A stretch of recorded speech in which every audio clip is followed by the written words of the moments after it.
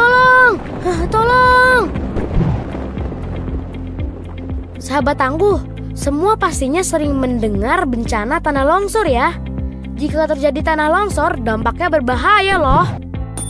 Tanah longsor bukan saja bisa menimbun dan meruntuhkan permukiman, tapi jika kita terkena tanah longsor, bisa berakibat fatal.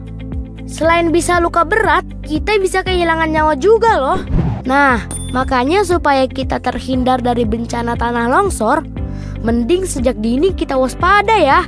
Salah satu caranya yaitu dengan mengenali seperti apa sih gejala tanah longsor. Berikut ini rangkumannya. Secara umum, tanah longsor merupakan salah satu bencana alam yang sering terjadi di kawasan Indonesia.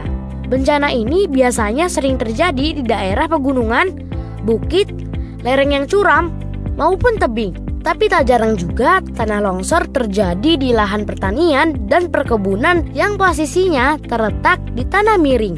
Sahabat tangguh, apa sih pemicu terjadinya longsor? Berikut beberapa kondisi wilayah dan peristiwa yang rentan terjadi tanah longsor. Pertama, tingginya curah hujan.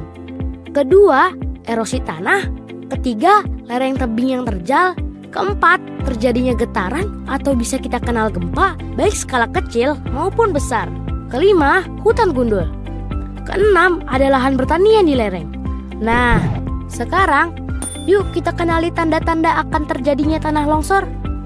Sehabis hujan, tampak ada retakan pada lereng, kerikil berjatuhan, tebing terlihat kurang kokoh atau rapuh.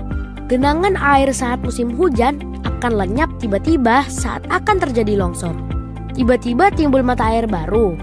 Pintu maupun jendela sukar terbuka. Pepohonan tampak miring, lingkungan sekitar rumah mendadak ambles.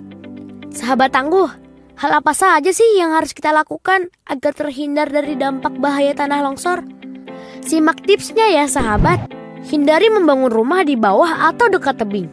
Buatlah sengkedan atau terasiring di lereng terjal kalau membangun pemukiman di daerah tersebut. Hindari untuk membuat kolam atau perkebunan di lereng yang dekat dengan pemukiman warga.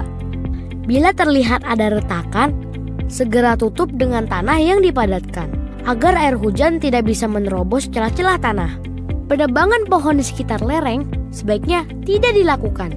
Pemukiman yang didirikan di tepian sungai rentan terkena erosi. Membuat saluran pembuangan air yang otomatis bisa menjadi saluran penampungan air tanah.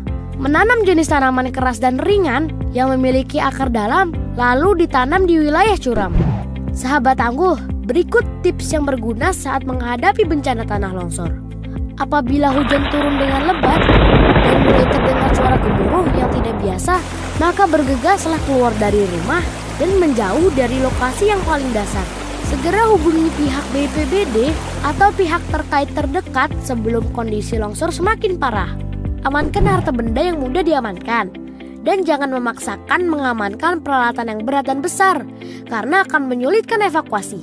Evakuasi dan relokasi korban ke tempat aman. Jangan panik dan tetap siaga.